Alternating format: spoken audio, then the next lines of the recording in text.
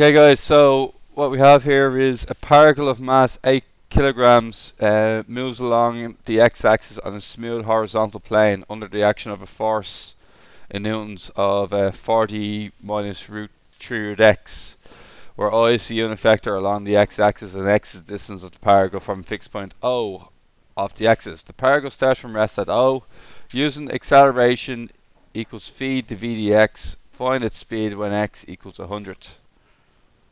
So, uh, acceleration, it tells us to use acceleration equals phi to v dx. Now, force equals, does it say it's slowing down at all? The line is moved with force. Now, the force is 40 minus 3 root x. Now, what does that mean as, this is a force, okay? And when you have no displacement, x equals 0. So at the very start of your journey, your force is 40. What happens as you get further and further away from the start? What happens to the x value? Your displacement. It increases. And as your x value increases, what happens to the overall force? Huh? Yeah, it decreases, it goes down, and eventually it will actually go into, oh, actually it'll turn into 0, and that's it. Because if you go any, your momentum, however, will take you a bit further away, and then you'll end up going backwards. Okay? So, what we have here is, we're going to work with force. So, force equals ma, that equals 8a, equals 43 root x. Now, we'll change that to x power of a half. Now, what we're going to do next is divide that by 8. Get rid of the 8 here. Once we're done with that, we're going to change it to the v. What's it? Phi times the v dx. And then I'm going to cross multiply again. I'm going to get 8 phi dv equals 40. Let's get rid of that for a minute.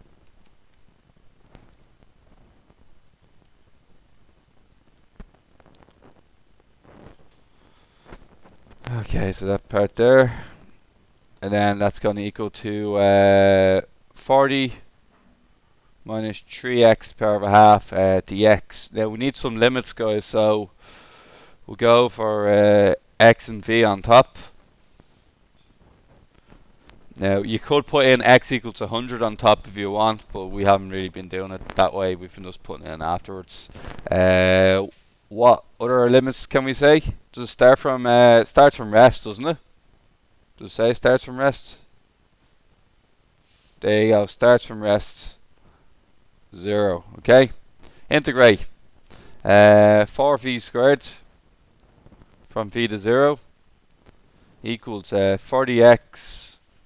Now this x to the power of a half business, it's going to be add 1 onto the power, which is going to be 3 over 2. You got to divide by the new power, so you're going to divide by 3 over 2, and that's still the 3 on the outside. Then 3 divided by 3 over 2, just 2. So we'll put the 2 here. Okay. And you are starting off from x to 0. Now, what we get next is 4v squared minus 0 equals 40x minus 2x per 3 over 2. We'll divide by 4. What way did I do this? Yeah, I just chose to divide it by 4. So 40x minus 2x to the power 3 over 2 equal L over 4 equals phi squared. I'm now going to divide both sides, square root both sides. Now when I square root a fraction, any fraction, it's the same as the square root of the bottom and the square root of the top. Okay, so what I'm going to do is just get rid of that there, and then just root the top and root the bottom. So v equals the square root of 40x minus 2x power 3 over 2 all over 2.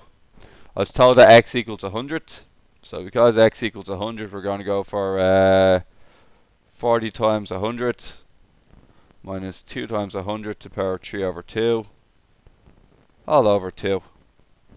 And when you put all that into your calculator, you should get 10 root 5, otherwise known as 22.36. It's velocity, so it's ms to the minus 1. Okay, next question. It's going to use a lot of my existing question to get there. Oh, keeps happening. So, we're going to do next, guys.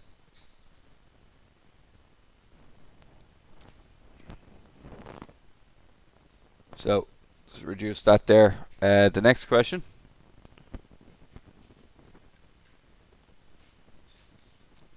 That's why it keeps happening. Now, what happens next is calculate when the next comes to rest. What do you know when it's at rest? What's the v value? V equals 0. Now, it's not exactly easy to use the square root sign. See that part there? It's not exactly easy to use that. So we're just going to square both sides and return to the previous line where there was no square root sign, and it was a phi squared. So it should be phi squared equals 40x minus 2x to the power of a half all over 4. Now, if phi equals 0, also means phi squared is 0. Yes, it is. Now, it's only the numerator we need to be concerned with. 0 equals 40x minus 2x to the power 3 over 2. Factorize x bracket 40 bracket wait, should take in out 2 as well, shouldn't I? So go again, 20. And what's in the other part? X to the power of a half, and that all equals 0. So 2x can equal 0. We set this yesterday. I think we did this one yesterday. X equals 0 is the start, and then we're worrying about the end. So 20 equals 20 minus x to the power of a half equals 0. Root x equals 20. Oh, there. Oh, I took the x out. That's alright. I doubt me as well. Now, square both sides and you get x equals 400. We good with that? Okay. Now, moving on to number 7. Now, a particle is projected in a straight line from a fixed point O with initial velocity u. T equals 0. Our displacement equals 0. Our velocity will equal u. Is opposed to opposed resistance. So F equals minus kV to the power q. Oh, per unit mass. What does that mean we have to do? mkV power q, because you have to multiply by how much mass we actually have. Okay, where q is a constant such that q is 0 less than q less than 1. If s is s, oh, do you want me to use s? Oh, fair enough. So, do I use s or x for this? I used s, yeah. Now, if s is displaced from 0 for when the particle comes to rest, if s is displacement from 0 when the particle comes to rest, prove that s equals u to the power of 2 minus q all over 2 minus q k. Now, this formula here, yeah, it's distance in terms of what? Is it in terms of time or in terms of velocity? Distance in terms of, which one is it, time or velocity? Velocity. So, you have distance in terms of velocity. Therefore, what is your choice? Is your choice phi times the VDS, as in A equals phi times the VDS, or A equals the VDT? Which one is the choice? Huh? Why is it the first one? Velocity combined with distance. as opposed to velocity combined with time. Look at your answer. Distance combined with u is a velocity. There's no sign of t in there, so that means it's all about shot selection, lads. Before you even begin, it's about which one is it, why is it that one, choose the right one, and now that's half the battle. Okay. Now, if you aren't too sure about where this comes from, I'll bring you up to date I'll bring you up to date. Acceleration is the second derivative of distance. The second derivative of distance is the derivative of the first derivative. Okay? And what is the SDT? Velocity. That turns into the VDT. Then you want to introduce an S to the equation. You use the chain rule, the VDS by the SDT. And what did we already say the SDT was? Velocity. Velocity is the SDT, the change in distance over the change in time. So that's where we get our V to VDS from. Okay, it's very important you know it. Don't learn off by heart. You got to understand it, I'd say. Okay. Now, once we've established that, I'm then going to change force equals mass times acceleration. And then I'm going to have mv to VDS equals minus mk v to the power q. M, like in all other questions, just takes a hike, never really lasts too long in there. And then that's what we're going to start off with.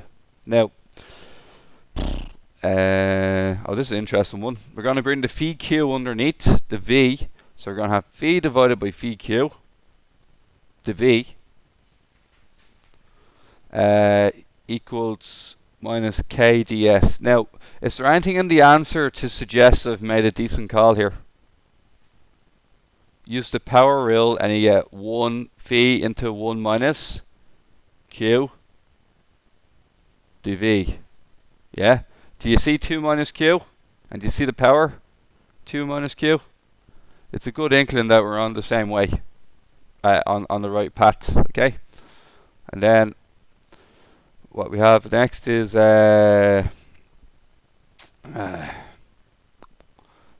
minus kds. Now I need to get the integral signs going on here.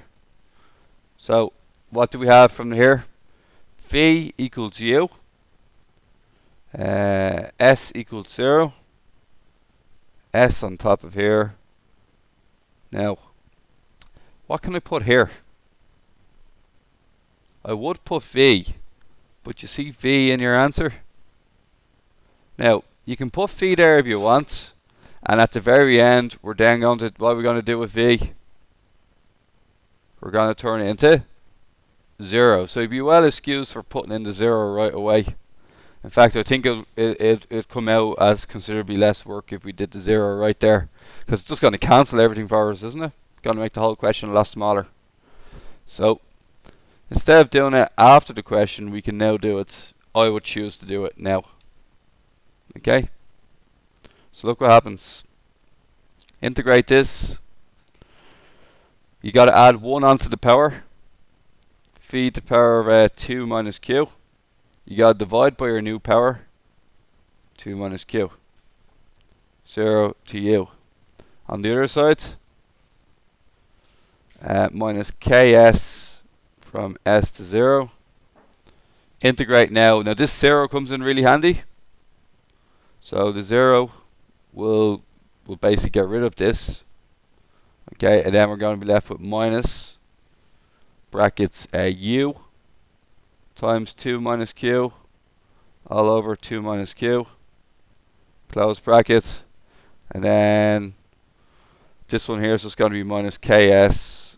It'll be plus k times 0, but k times 0 is 0. Now, we're nearly there. See the 2 minuses? They can work off each other, cancel each other off. And then I'm looking for s on its own, just about there now. Bring the k underneath, u to the power 2 minus q, all over k to 2 minus q. So guys, in physics, okay, when two bodies have a gravitational force on each other, okay, the gravity is the force of gravity is calculated using the distance between their centers, okay?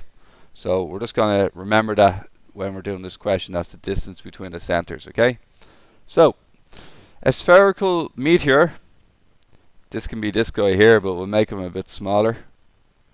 A spherical meteor in outer space has a radius of 10 meters. So it has a radius of 10 meters. Oh, sorry, excuse me, this is the meteor, okay? And a mass of m is projected vertically from its surface with initial velocity 20 meters per second. So, at the beginning of the question, we're at the surface, yeah? And we're going to be projected at, what's it, u equals 20, is it? Now, at u equals 20. Now, what I would say about the smaller mass is it says a particle. What do you know about particles generally? They're generally quite microscopic, aren't they? So they're oh, I really lost that one there. So that's it there, going away from the surface, okay? Here we can still see it roughly. Now, what I'm trying to say about that is its radius is so small that it's considered negligible. So in this case, we're taking it from the center of the the meteor to roughly the outside surface of the particle. Now it is technically towards the center of the particle, but that distance is so minute and so small, they're basically considered the same distance. Do you understand? Like it's like a million miles and then a million miles and 1 centimeter. It's basically the same thing. Okay, so if we're talking about this, we start off at t0, we start off at u20, but our distance, we already have a distance away from the center. What's our distance away from the center? 10. Perfect. Now,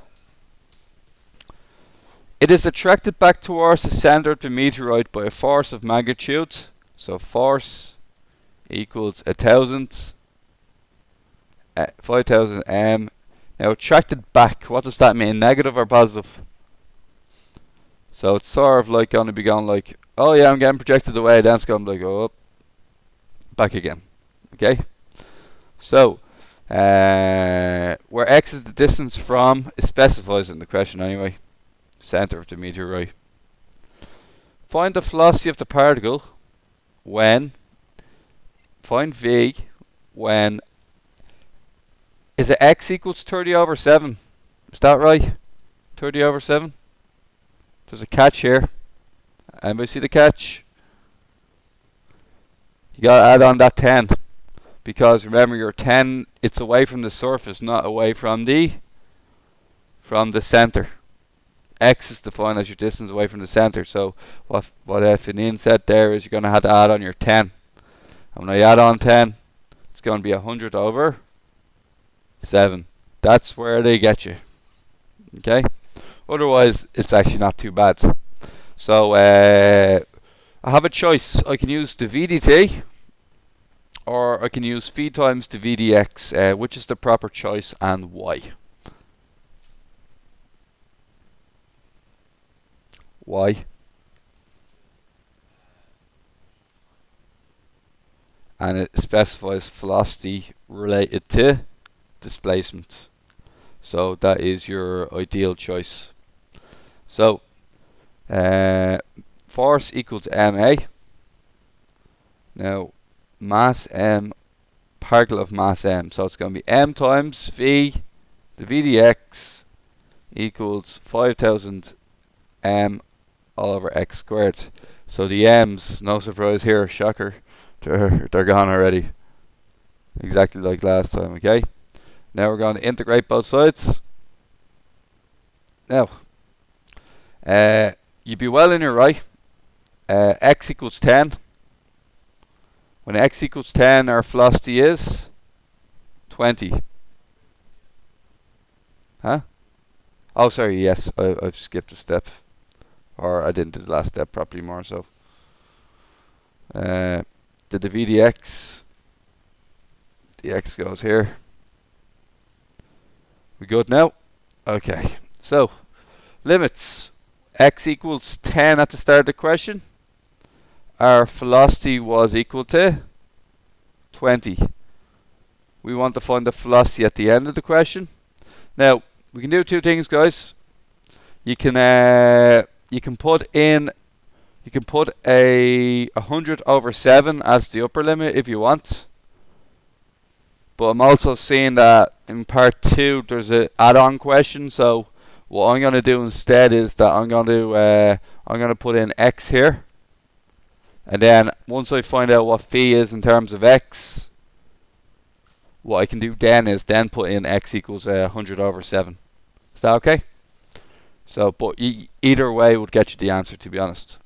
So here's what we're going to do. Phi squared over 2 from phi to 20 equals, oh, I forgot the minus, didn't I?